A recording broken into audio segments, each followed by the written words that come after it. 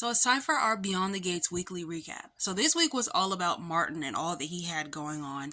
So we finally got the truth about what happened with Martin on that old, lonely, dark road 2 years ago with the two racist men.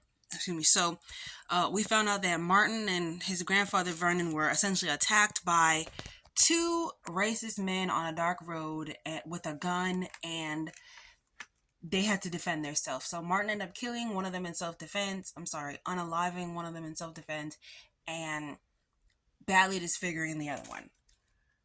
So that secret, a lot of people I feel like kind of already knew what it was. A lot of people were piecing it together by the details that we were given. They were like putting it together. And sorry, you guys, I don't have my tripod today. I left it at my parents' house. I'm at home now, yay! But so a lot of people started to put the pieces together and kind of figured out what the secret is. But I don't think this is over, you guys. I don't think this is over by a long shot, because we have Jacob out here who is literally out here trying to be cop of the year, cop of the month, cop of the century, top flight security of the world. Like, I'm sick of Jacob. I'm sick of Jacob. Like, I'm ready for Jacob to get killed in the cop story, to get unalived in the cop storyline, and Naomi to be a widow and move on with her life, because Jacob is too annoying. Like, he's digging too deeply in this. Okay, so after all of the truth was revealed, Jacob even went to Martin and Smitty's house. Like, it seemed like it was pretty late at night after they'd already had that conversation. Was basically pressuring Smitty to give him more information. And I'm like, that's his husband, that's his family. You guys cannot talk about everything. How would you like it if Smitty pressed you for information on your marriage with Naomi? You wouldn't like that. But actually, I low-key feel like you would tell him, because I feel like you would tell everybody anything. I'm tired of you, Jacob. So I feel like that storyline is far from over, and I'm proud of the Beyond the Gates writing team, because last week was one of the best weeks for Beyond the Gates for me. Like, since the first 2 weeks or so, like, it was a consistently wonderful week. Like, they came back with a bang after that little break. So we found out what Martin's secret was, and he held a press conference. We got to see Martin, not Martin. Well, Martin was. We got to see Martin actually put them pause on racist Kenny after he tried to strike up a conversation with Samantha. And after the whole thing with Tyrell, I'm really glad that he was able to put the pause on him and let him know what's what. Like, don't come back around here. And then we got a scene with Smitty and Kenneth the racist, and he got to know there was some blackmail involved. Martin had a press conference where he talked about nothing because he wasn't allowed to, but he did try to confess. Or I just ate, y'all. He did try to confess to everything that happened a few years ago, and I'm glad he didn't, because it was not going to go his way. Those were two old white racists on the dirt road, and they're not here to speak for themselves. So yeah, Martin was going to end up going to prison, even if it was conspiracy or the cover up. He was definitely going to go to prison, and so I'm glad that he protected himself, and that the truth didn't come out, at least not at that press conference. Bill stepped up. Bill stepped up for Martin in that moment, and it was nice to see, because you kind of get a little glimpse of like what the family dynamic was like before Haley came around and ruined it. Speaking of Haley coming around and ruining it, I believe Haley had a doctor's appointment this week, or a pretend doctor's appointment this week, and she had a whole bunch of fake pregnancy cravings. Ashley got a chance to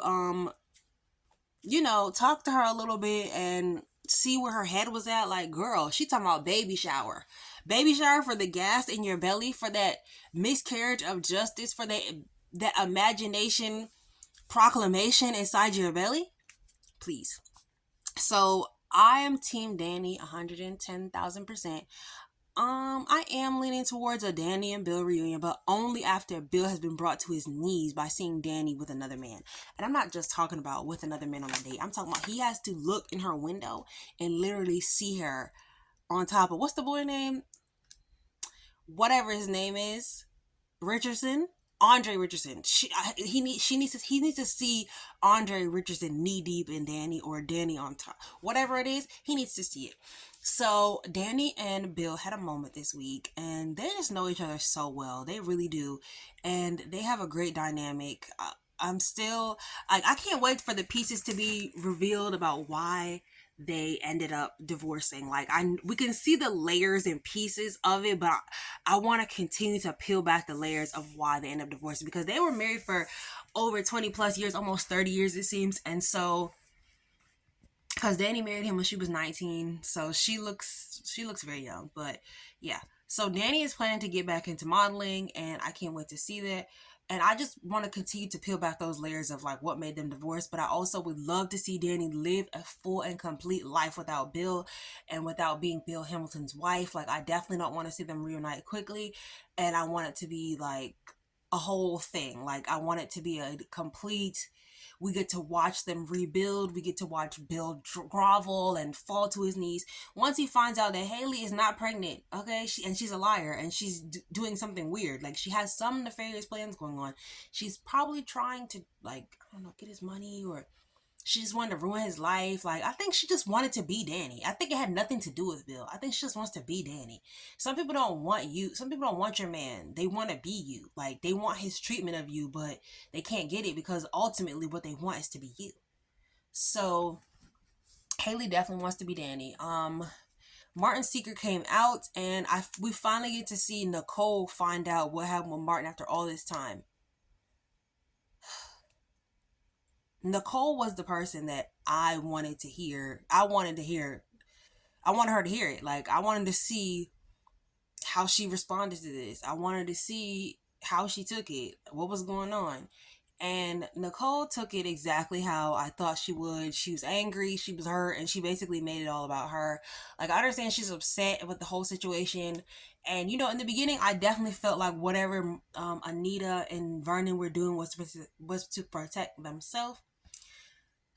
But when you really look at the circumstances and them being on that dark road, the races, what they've been through with civil rights and being a part of the movement, and as much progress as we've made, still a black man killing a white man and disfiguring another one. Sorry, unaliving a white man and disfiguring another one. I'm glad they made the decision they made, and I can understand why. And I can't believe that Nicole can't understand why.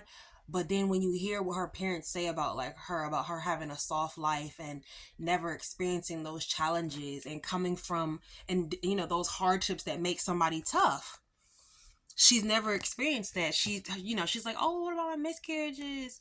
Like, yes, we're really sorry for your miscarriages, but those didn't happen in your formative years and shape you to be who you are. Like, you didn't grow up, you didn't struggle, you don't know what a hard life is, you didn't go through what they went through. Sorry, y'all. You didn't go through what they went through in the movement and the struggle, and it shows. So Nicole took it exactly how I thought she would. I don't know if she'll calm down because she's still feeling betrayed from the whole Ted situation, but it's all about her to her. Like, she's definitely making it all about her. She's going to confront Ted. She's probably going to divorce him. I was happy to get a break from Cat this week. Love Cat. I'm definitely team Cat. I don't care what nobody says, but I was happy to get a break from Cat this week. I was happy to get a break from Eva this week. I was happy to get a break from Leslie this week because I don't believe that we've seen her.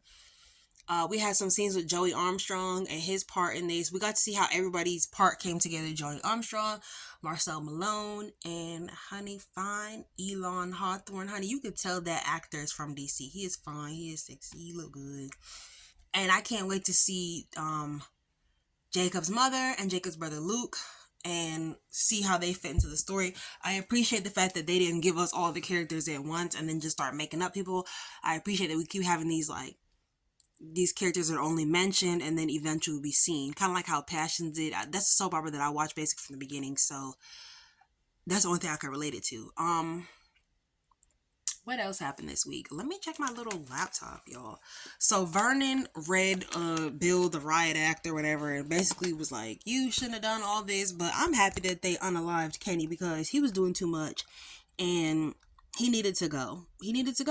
He basically X'd himself out. He has nobody to thank for this but himself. Joey Armstrong and Vanessa got into it. Vanessa, wanted to hear what was what. She needs to kind of slow down and mind her business. A lot of people say she has mob wife characteristics. I don't know. I think so too, but I still want her to stay with Doug. Like, I don't know, she still loves Doug. Like, I don't want her to be with Joey. I don't know why. Not yet, at least. I need to see her and Doug go through some more before I get to this point.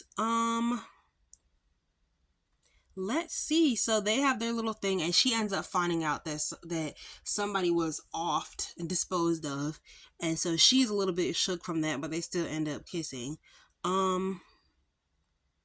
Marcel most likely unalives racist Kenny, and I'm so glad that racist Kenny is out of there. We need Jacob to be quiet and shut up. I don't think that anybody can ever tell him what's going on, because he's going to go straight to the cops. He's going to report everybody, and everybody is going to jail, and he's going to ruin everything. So he's got to stay out of this. We need to keep Jacob out of this. He actually needs to go. He's the next one on my list, on my chopping block. That's basically it. Like I said, it was a great week. It was a great week to get rid of everybody. We kind of put a pause on all their storylines. They're going to come back next week, but it was a great week to get rid of like all the other characters that just needed a little break, a little reset. And I really enjoyed this week's episodes. So can't wait to see you guys again next week for my next recap, and we're doing this weekly. Peace, guys. It's your girl Soap Diary.